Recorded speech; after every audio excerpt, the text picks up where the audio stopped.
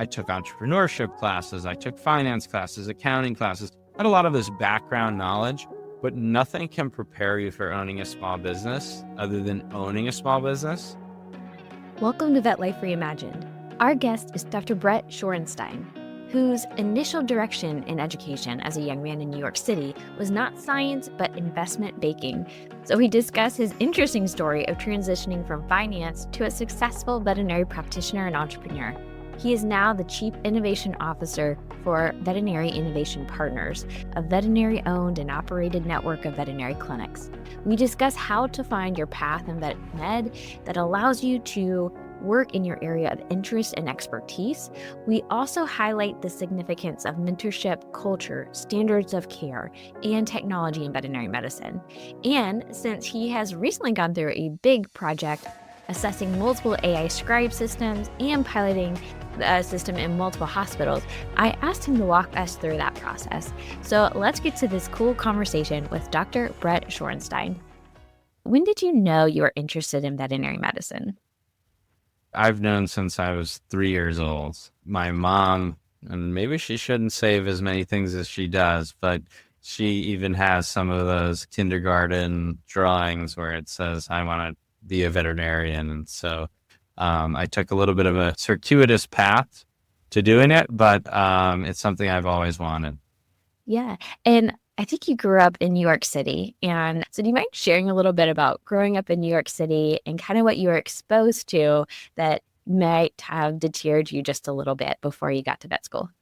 Yeah, for me, growing up in New York City was normal because it was kind of the only thing I knew. Certainly the hustle and bustle of New York City, certainly a lot of high achievers. So I think, and high achiever is a relative term, but certainly a lot of financial success in New York City. And I think the allure of that may have taken me a little bit off the path.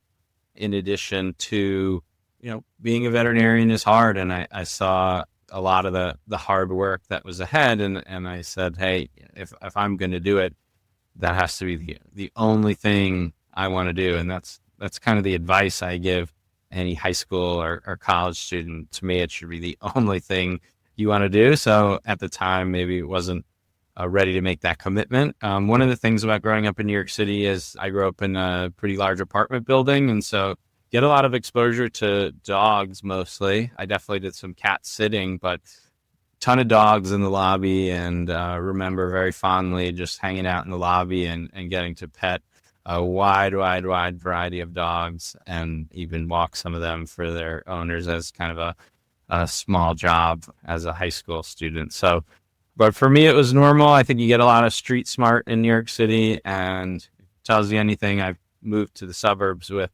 my kids and think they're benefiting greatly from the suburb life as well. So, Yeah. So was there like a person that you ran into or saw them have specific success, or what kind of eventually said, okay, I'm going to college, I'm going to major in finance and things like that? I think more so kind of my personal financial history. I went to private school in New York City, and then my family had some financial difficulty and had to leave that school, which as a young kid was somewhat traumatizing. And so I think I always saw myself kind of never wanting to be in that position for me or my family. And so the easiest path to that or financial independence was to go into finance. And so I think that overrode passion. So it wasn't necessarily one person or one thing, but it was more personal experience and saying, okay, I'm going to sort of give up the dream for veterinary medicine. I'll go make a lot of money and maybe have an animal sanctuary or something of that nature. And perhaps we'll get into, that really not being enough. Yeah. Well, let's go there. So Cool. finance is a big term, right? What was kind of the allure of investment banking specifically? And what was the story of starting to understand more of what that is and meet the other people involved in investment banking? Sure. So there's sort of a rigorous process in terms of even getting a summer job. So I went through that recruiting process, which maybe there are some veterinarians listening that the recruiting process can be a little vigorous looking for jobs as a veterinarian. That being said, I think vets have a lot of power in that process, which is a Right good now. thing. At the time, as a student looking for a summer job, I had no power and worked hard to get a summer job at Credit Suisse where I worked. And the summer, it was kind of work hard, play hard, and they were doing a lot of client dinners, and it was early mornings, late nights, but it was temporary. And so when I worked hard that summer and they were happy with my work. And so when they offered me the full-time job in junior year of college, it was kind of a natural path to say yes and have a somewhat stress-free last year of college and know that as a young person, I'd be making as high of a salary as pretty much possible coming right out of college. And then when it became a full-time job, it was really on the third day of full-time investment banking where the head of real estate investment banking, which I was kind of in that department, I was always interested in real estate. I still am. The head of real estate investment banking said, "Don't get me wrong. I love making money, but I'm here because this is my passion. And I love putting these deals together." And I felt this choking feeling like I made a big mistake. And I remember this distinctly. I went on my company provided BlackBerry, which at the time going on a BlackBerry to look at a website was very slow, nothing like an iPhone. And I looked up what I needed to do to go to veterinary school. And so it was really that moment that I realized I had made a mistake. And I think I felt scared, excited, but mostly lucky that I figured it out at least early.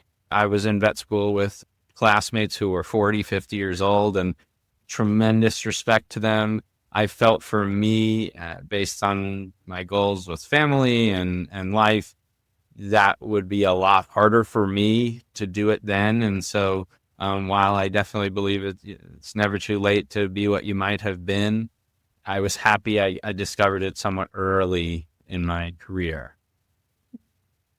So what did you have to do? Because you in college, you focused in more of a financial route. Did you have to go back and take science classes, or what did you have to do? Yeah, so I worked a year and amassed some money and then decided to leave. And first I had to get all the pre-vet experience because I had none of that. And most people listening know that that's a lot of hours of volunteering or jobs. And then I had to get all of the prerequisites. So I did a 2-year post-bac at Hunter College in New York City. And then my first job going from Wall Street, like big views and amazing office. And I remember my office chair was a very fancy office chair. To my first job was at the Central Park Zoo, being an assistant zookeeper for the summer. So, and as we discussed earlier, I'm very much a city boy. I had been to the zoo many, many times, but this type of work was like farm work. I had never used a rake before or anything of this sort. And so doing that, working with the Madagascar hissing cockroaches, the snakes, I would be doing some of these things, even though I'm more geared towards dogs and cats, and they're truly my passion in terms of animals. When I was working with these other animals, I was saying to myself, I really want this. I must really want this if I'm, they said, "Oh, Brett, be careful. That snake bit somebody the other day, but you'll be fine." And I was saying, "All right, I'll get through it." So I have some pictures of that snake and like to refer to them sometimes. So yeah, a lot of hard work, like all the veterinarians listening had to do. But yeah, I had to do it after college, and that was challenging in terms of seeing my peers progress in their careers, and I sort of doing a 180. But I knew in my heart that it was the right thing to do for me. Yeah. Now, taking all of the reasons why you actually went onto a financial track, you were nervous about having financial concerns.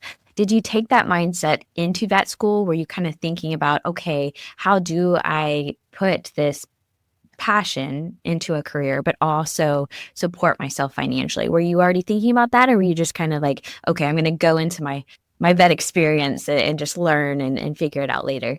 I kind of threw the financial independence concept out the window a little bit and had trust that it would work out. But I once I was kind of going for this full passion play, or as a good friend of mine likes to call it, a love story, I kept my options open. I had spent a lot of time at the Animal Medical Center where I did end up doing a rotating internship after school, which I thought was an incredible experience.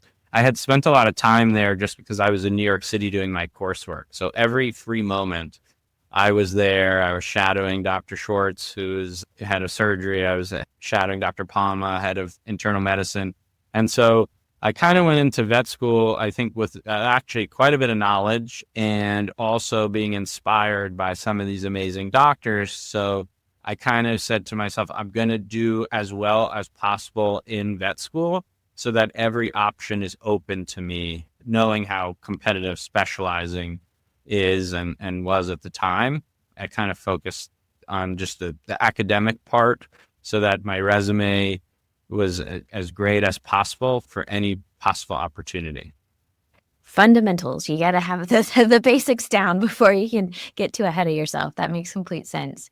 And so while you were watching these veterinarians, whether it's, during vet school and then you go on to do an internship as well, what did you admire about them that you wanted to kind of imitate going forward as you are progressing in your career? I think the thing I admire most is that they were subject matter experts in their field. Basically, nothing they couldn't do or didn't know about the disease processes they were treating. So true experts. And that inspired me ultimately as I decided that I would sort of specialize, so to speak, in practice ownership. I wanted to become a subject matter expert in that. And part of that was because I had a lot of interests in medicine, in surgery, and said to myself, this, as a primary care doctor, you can't necessarily do this complicated cases per se, or most primary care doctors can't. However, you can dabble, you get to do some ophthalmology, you get to do a little bit of everything, which I still find very exciting as I continue to work as a veterinarian on a weekly basis, always learning and able to exercise different skills. I saw the allure of that for general practice. And then once again, I decided if I'm not going to do a residency and specialize, that I would specialize, so to speak, in practice ownership, which also I didn't really truly know what owning a small business would be like. That's not something that I took entrepreneurship classes. I took finance classes, accounting classes. I had a lot of this background knowledge, but nothing can prepare you for owning a small business other than owning a small business. And so that was the biggest kind of fire hose, was just all that comes with running a small business. Yeah. So did you start owning a practice pretty quickly after school, or when did you decide to do that? Yeah, so I did the internship and then worked at a large practice on the Upper East Side of Manhattan, which had just transitioned to corporate basically a year before I got there. And I saw a lot of good things. I worked with a lot of great people. And then I saw some of the reasons that there's some disengenderment with corporations in veterinary medicine, putting revenue targets on the wall in the break room and giving everybody $30 if we hit them. And it was scary to me because it started to degrade the culture. And I came into a place that was known for great culture, great clientele, and it was roughly 8 doctors at the time. And now that hospital, I think it changed hands again, but it's like a 1-doctor hospital. And so there's a cautionary tale in what can happen. I guess I contributed towards that because I left, but I worked close to 2 years there because there was good mentorship, there was great medicine, and we were able to really work up the cases. The pet owners were on board with whatever diagnostics were recommended. So it was nice to practice in that environment. But from a culture standpoint, I started to get scared because I sacrificed a lot to do this. And that was when a lot of the reports on mental health and burnout in the field and just started to sort of burgeon. That information wasn't even as available when I went into vet school. I don't think it would have deterred me one bit, but the information wasn't as available. And so I started to see that and started to feel unhappy in that position and really feel like there's got to be a better way. And as opposed to relying on somebody else, I have to go and create my own culture. And so about a year and a half in, I started looking for opportunities. I was incredibly luck is part of business success. There's no doubt about it. We could call it luck. We could call it timing.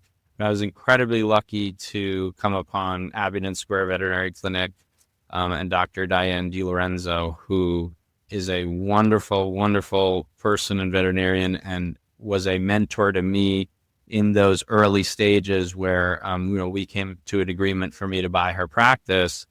And she taught me a lot about those small business things.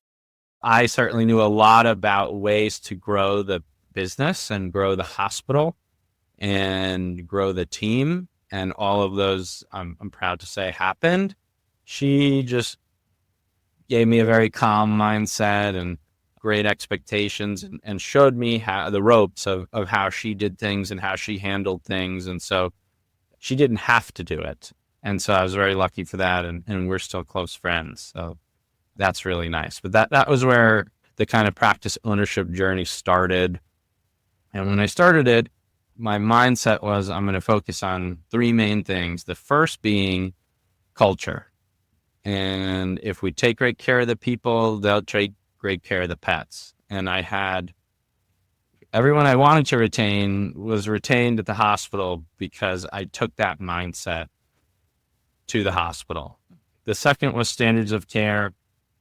The hospital at the time, the lepto vaccine wasn't a core vaccine for the hospital. I had just come from AMC seeing a lot of pets pass away from lepto on their ER, which was very sad because it's preventable. So I would update standards, whether it was wellness lab work or vaccines. And so updated standards of care. And last was technology. So knowing that everyone loves to communicate via text and email, updating the reminder system from like a postcard system to utilizing technology wherever possible. And since then, we've updated a lot more technology. But my first was, how are we going to text with the owners and make the practice more accessible to them? I think also, I heard you describe this particular practice as your first baby. And I think was a son was born not long after that? Yeah, you're right.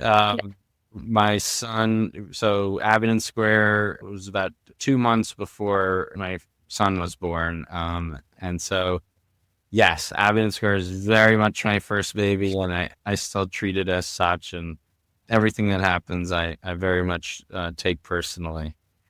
I think that's something special about ownership, and you can plug in anything there if you think about it, ownership. But, I'm sure Dr. Diane kind of felt like that too.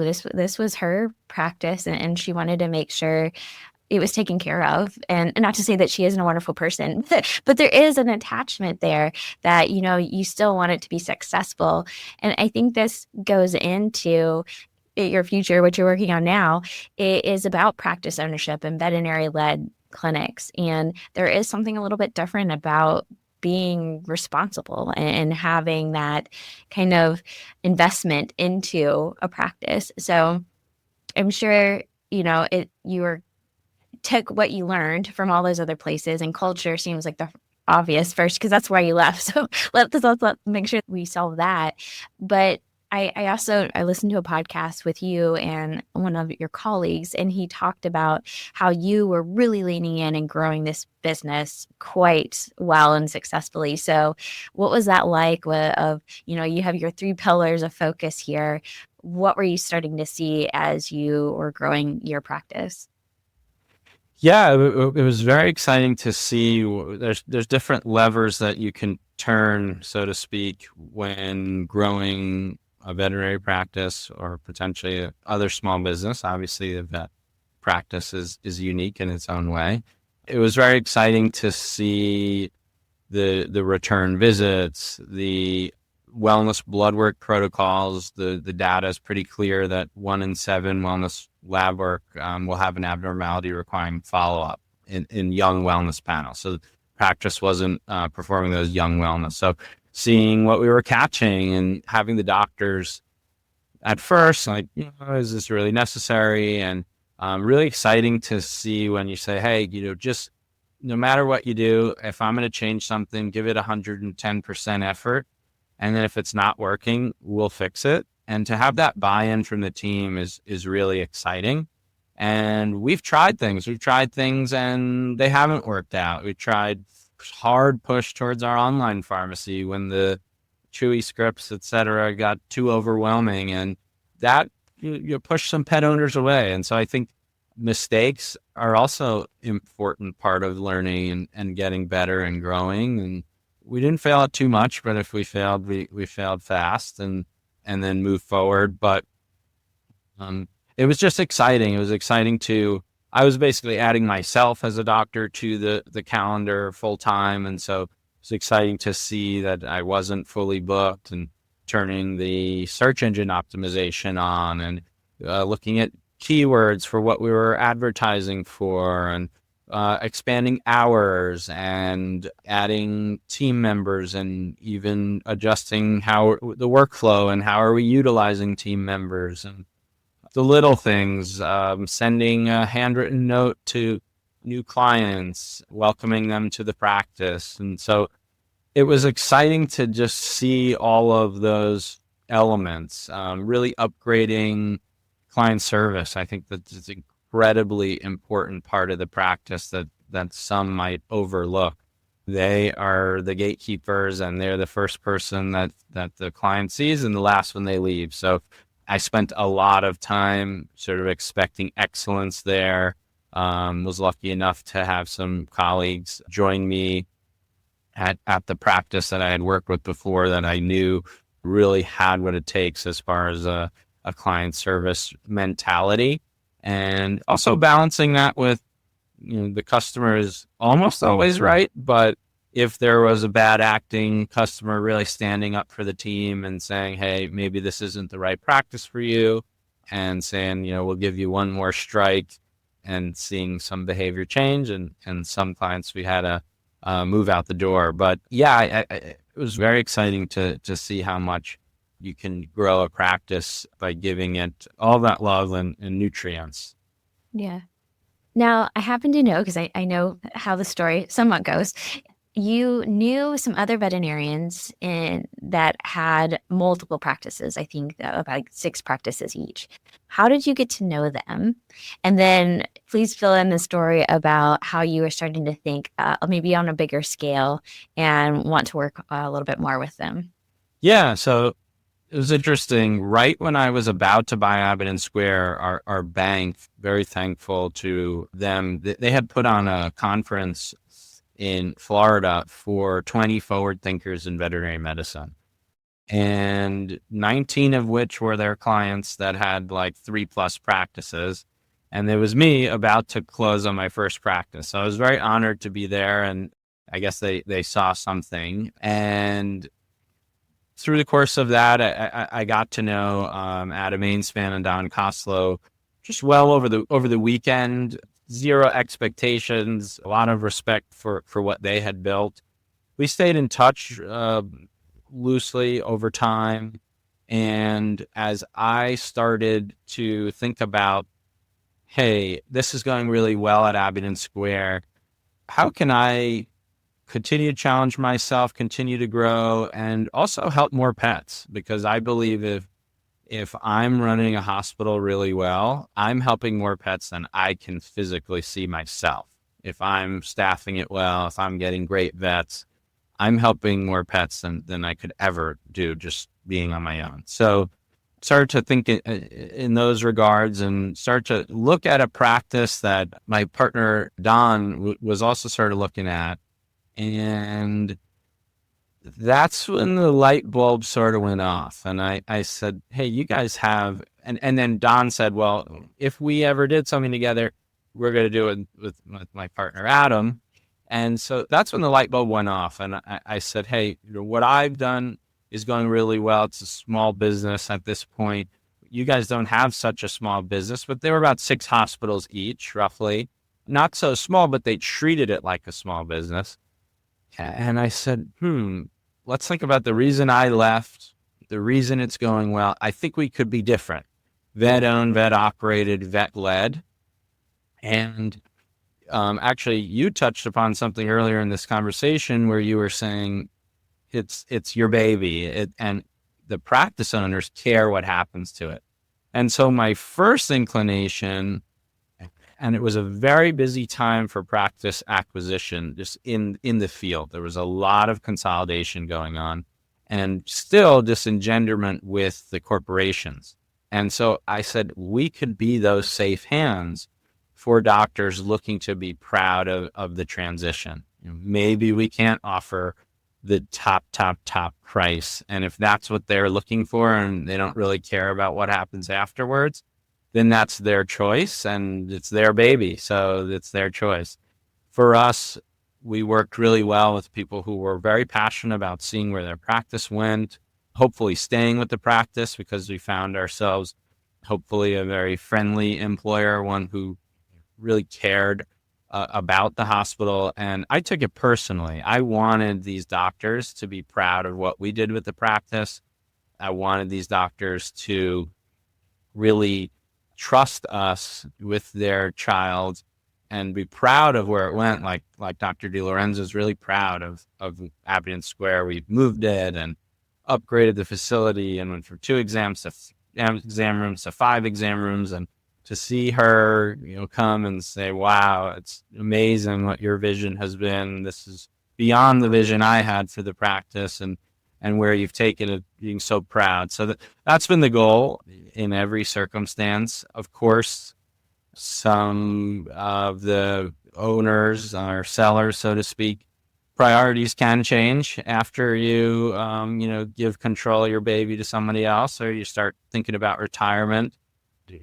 A variety of different relationships and flavors, but we wanted to be those safe hands. And then from a veterinarian standpoint, we knew that recruiting, which is very challenging right now and has been for several years, we thought we could have an edge there, giving medical autonomy, having each hospital have its own culture and accentuate the culture that they had, have some core principles that kind of overlay and take a lot of the headaches away, which all corporations kind of do in terms of marketing, accounting, bookkeeping, recruiting, do all of that stuff, but kind of try our best to do it in a different way and preserve the hospital, not kind of make it a cookie cutter. You're going to be like everyone else. Whatever makes that hospital special and that the clients have that expectation, we want to maintain that. And so that's what we set out to do and just be different. Thinking about the recruiting part too, you probably have to understand each individual hospital. If they do have such autonomy, you have to kind of understand each hospital and be able to best recruit for them. Because again, if culture is important, you want to be able to recruit the right people. And is that also when some of the mentorship programming came into the system? Yeah. So one of the things we realized, which certainly no secret, if you want to hire new grads, you got to have an amazing mentorship program. And that spans from training your mentors to be mentors and going over with them best practices on being a mentor.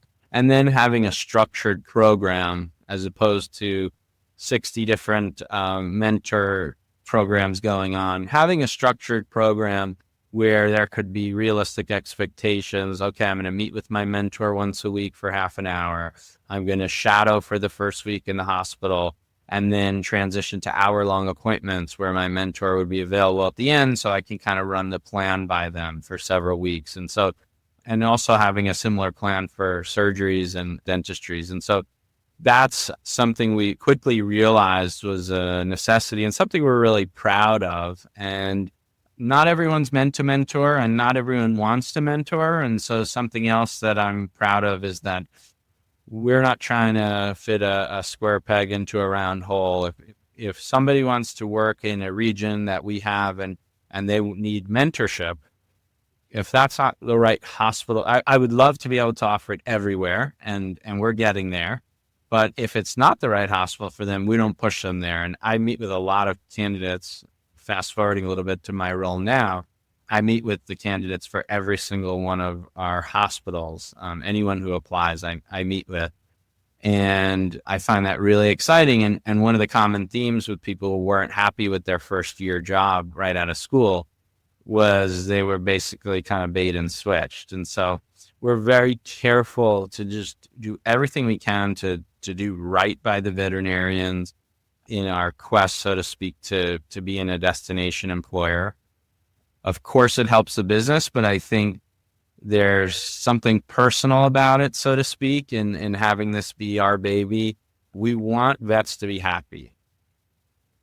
There's more unhappy vets than I'd like. And while I can't solve that problem for our ecosystem, my goal is for people to fall back in love with veterinary medicine again. And that's an exciting goal. And we look to attack that with high support staff to doctor ratios, which are really important. Now we're heavily investing in AI note-taking for veterinarians. Anything that's going to make their day more efficient, be able to go home on time and enjoy what they do, because there are obvious elements of the job as a veterinarian that even when I was career changing, didn't realize. And so as much as we can have vets work at the top of their license and perform tasks that only a veterinarian can do, we kind of get closer to achieving that goal of loving work again. Yeah. All of these things. That's a lot of responsibility. So I'm sure your role has changed over time. And now even your title is Chief Innovation Officer, and you have innovation in the title of the company. So do you mind going back a little bit and sharing why you chose the name you did for the organization and what your role today kind of looks like? Yeah. So interestingly, what I used to think was most innovative about the company was that we were the common sense company. We were doing things that, let me give an example. I wanted to go to a wedding in my first job, but there was another doctor that had already requested that day off, and it was an important wedding to me, and I was told no. And so that didn't seem like very good common sense, because there are per diem options, and I respect practices that want to minimize their use. But if a valued team member needs to have off, my mindset is you got to find a way to get them off of work. And so if, that could come in the form of even trading a shift, whatever it is, when a veterinarian comes to me with a request like that, I'm showing them that I'm doing absolutely everything possible to grant that request. So that's a small example of that shouldn't be innovative, but it sort of became innovative because there was a lot of this just kind of hard-nosed business, not treating veterinarians like professionals, if you will, and giving them some autonomy in that regard. So that was where it was.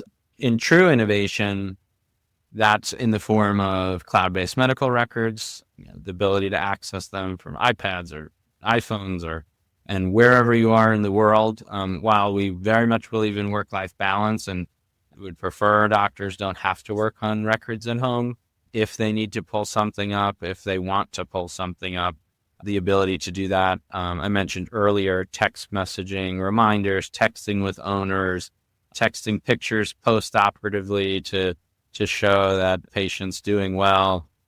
So that's kind of the technology side. And then I'd say the largest innovation right now, which is a game changer, is AI scribes and AI assistants. And so more currently, my role is evaluating 8 different scribing tools and utilizing our medical advisory committee that we created so that these decisions aren't like made in a vacuum for the company, but a bunch of doctors trying the different tools. And, I kind of synthesized the feedback as well as used the tools myself and found the best option for us that we're now in the first cohort of rolling out about 10 hospitals that'll start with AI note taking by mid-March, which is really exciting for us. And once again, it'll be a great tool to see that extra case if that's what's needed. But most importantly, let veterinarians, records are not that exciting. I don't really know anyone who loves doing a ton of records.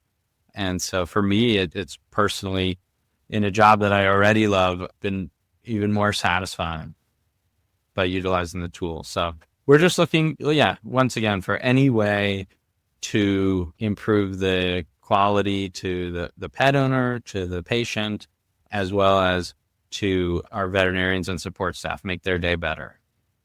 And I think AI scribes are kind of a hot topic right now. It's probably what I've heard from experts is that this is probably the most quickly adapted tool in veterinary medicine when it comes to technology.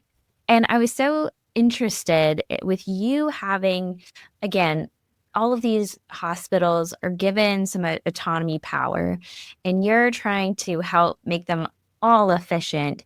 How do you, and we'll stick with AI scribes because I'm sure we can get in nitty gritties with all the different things you've looked at, but when it comes to an AI scribe, how are you evaluating these tools so that you know that it will work for all of the hospitals? Now, you mentioned the medical advisory board, and that may be part of the answer, but I'm really curious, what have you, because this has been like a big project right now, so maybe it's top of mind, but how did you sit down and analyze, all right, there's a lot of tools out there, which one is going to be right for all of these hospitals? Sure.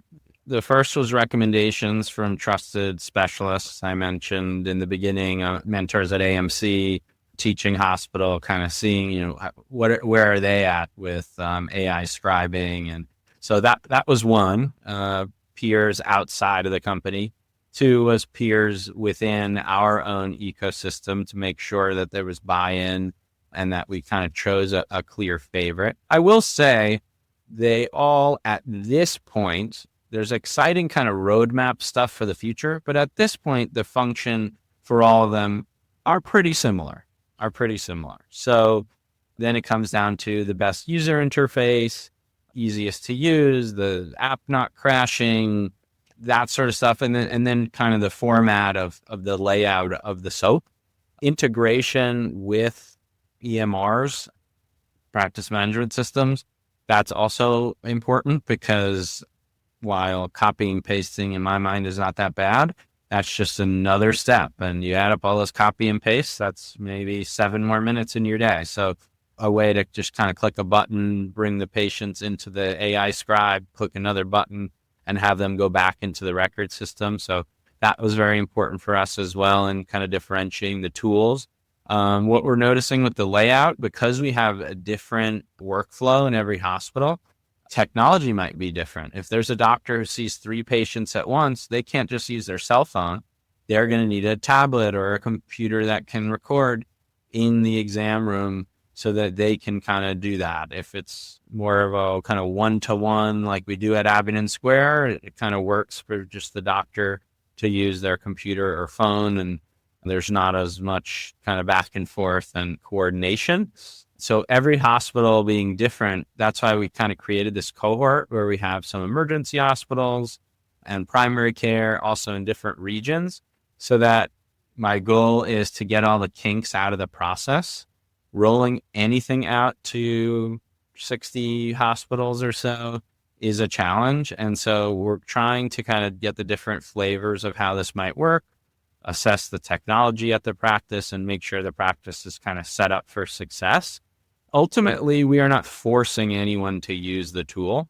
I think that everyone will see the benefits and then want to use it. But I've talked to many doctors who have said, I don't love how the exam comes out, or I don't want to talk out my exam in the room.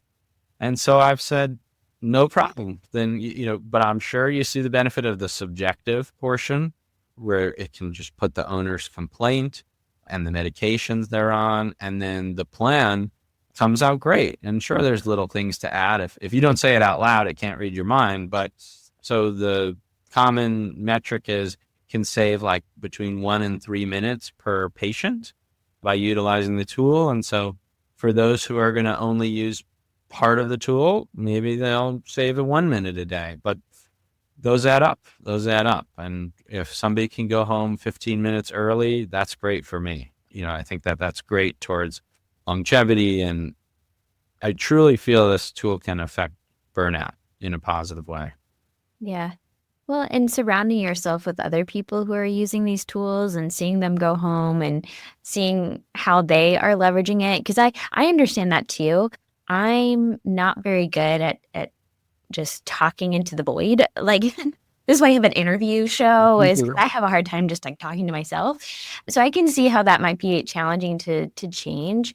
But I do think it's important to be around people that you admire and are pushing themselves to use new things, because then it gets a lot easier, I think, because you're all around it all the time. And so it's easier to adapt than trying to do it like on your own, if that makes sense. So Yeah, and I absolutely also believe that while from a diagnostic standpoint and recommendations and differentials, while I think it's not going to replace veterinarians, I truly look at it like an assistant. And if the pets can get better care by putting a unique case, and there is now kind of functionality to get differentials or sort of recommendations on different treatment plans, that's exciting to me, because once again, I would never just blindly follow that. But if AI recommends something obscure like Bartonella testing for a patient we're still having trouble figuring out, I mean, there are examples already where it's helped patients because of those zebra cases. And so that's exciting to me as well, where the patients can benefit from the doctors essentially having an assistant for those rare conditions that you've only learned about in vet school. yep, not just efficient for the doctor, but you're able to get to the diagnosis, you're able to get to the treatment better, you make happy clients, healthy pets. I mean, I think that was the goal at the beginning. So I think that those are all really exciting ideas for our future, that the vet med is just going to get better and better. Absolutely. Well, speaking on that, what are you most excited for your personal future and for vet med in general? So AI is number one. I'm most excited about that right now, and the continued learnings there, like we discussed. Beyond that, I'm excited to continue growing, and continue growing might mean focusing back to basics on some of the hospitals that we've partnered with over this last year. We partnered with an amazing group of hospitals. They were under the name Valley Vet in Texas, California, Colorado. I haven't had personally as much of an opportunity as I'd like to kind of dig in there and look at some of the opportunities like I looked at with Abingdon Square, and where are the ways that myself and my whole, we have an amazing team, can have an impact on those hospitals. There's a lot of kind of less exciting parts of merging with another organization, making sure you got to get everyone paid on time, of course, payroll, and luckily I don't have to personally deal with that anymore. But there's a lot of that goes along with acquiring a portfolio of 24 practices and digesting and kind of bringing into the fold. And so now I think there's an opportunity to also look at those centers and learn from each other. They're doing things that could help Abingdon Square or our hospitals in the East Coast. And so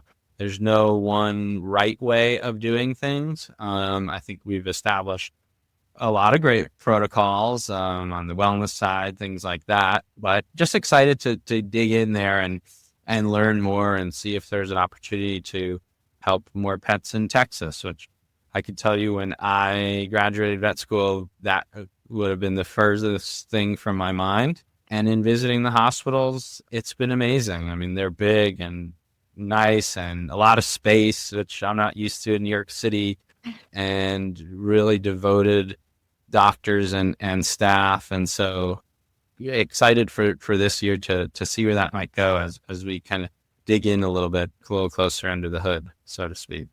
Yeah. Well, a whole nother location of new people as well. I'm sure they'll bring new perspectives and ideas. And I'm assuming Chief Innovation Officer, that's also part of your job is getting all of these perspectives and ideas and being able to implement them and move them to, something that's really actionable. Absolutely. Absolutely.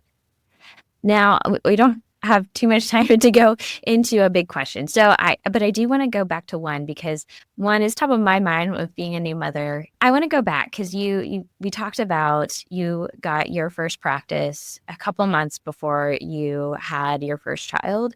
And how have you implemented, because being a practice owner, being an entrepreneur, being any type of business owner is a lot of work and you're having to invest a lot. How have you balanced being a father and all of this other wonderful, fun career that you're enjoying? It's a great question. To me, like my kids are the greatest joy in my life. And so finding that balance has been incredibly, incredibly important. As a practice owner, there's no doubt about it. It is one of your children and it is a full-time job. If the fire alarm is going off and it's a Sunday and the practice is closed, you're the one who's getting that call from the fire department and you're going down there and you're figuring that out. And so it definitely takes on a life of its own, and no one will care about your practice like you will. You can have incredible managers. I've worked with incredible managers. And if snow removal is your responsibility for the property and there's a big snowstorm on a Sunday, you're up late on Saturday night kind of figuring out what's the snow removal plan. So I think you have to expect that if you're thinking about practice ownership. One trend has been partnering with businesses such as mine, sort of a hybrid model. And I would say, try and really get to know who you're thinking about partnering with. But a lot of veterinarians don't come out with the background knowledge that I had from finance and management background. And so I think a nice kind of in between is a partnership where a company like mine's taking care of the things, accounting, marketing, recruiting, vendor contracts, and you can kind of focus on being that medical leader and culture builder, but not necessarily have to wear the hat for all those departments. I don't think I said HR in either one, but HR is a big one. That's Everybody's favorite, right? Right. And so, wearing that hat was probably the hardest hat, just keeping up with, medical leave and all the different programs. I did that also through COVID, which was a huge stress in terms of making sure, especially when you want to do things the right way, making sure you're complying with the state laws and federal laws. And so all of that can be stressful amidst having a family. That being said, I think it's a worthy sacrifice, whether you're doing it on your own or partnering, if you have the inclination towards it, because you can also grow to a point where then you can have more work-life balance. So you'll still get those calls in the middle of the night about the alarm going off. And as I grew Abbott Square, it was kind of this curve of a lot of involvement and then creating almost a self-sustaining machine that if I wanted to work one less day a week and focus on my family, I had grown it to that point. But a lot of hard work goes into it to get to that point, but many practice owners can achieve that work-life balance. There will be several years, though, where you're burning the candle at both ends. Well, and on that note, as my final question that I always ask people is, what are you really grateful for right now? What's the first thing that jumps to your mind? For me is that work-life balance. I am grateful that based on building our company that I'm really proud of a lot of the innovation work and a lot of the recruiting work I do. I can do remotely. And that's been something that has been a real joy in terms of being able to spend time with my kids, especially in the morning, let's say, before school. And so I think I'm incredibly grateful for that. I hope you enjoyed this fascinating veterinary story. We can make an impact in so many places. Check out the show notes for lots of resources. Please make sure you are subscribed on your podcast app, subscribe on the YouTube channel, and follow me on LinkedIn, where I hang out the most. You can contact me on LinkedIn, on the website at vetlifereimagined.com, and brand new is that you can text me. To send me a text message, find the link at the top of the show notes below that says, send us a text message. I want to thank our longtime sponsors, Fire Consulting and Will Hughes, who support the podcast over on our hosting platform, Buzzsprout. You can support the podcast too. Just check out the show notes for a link. And I hope to see you next time on Vet Life Reimagined.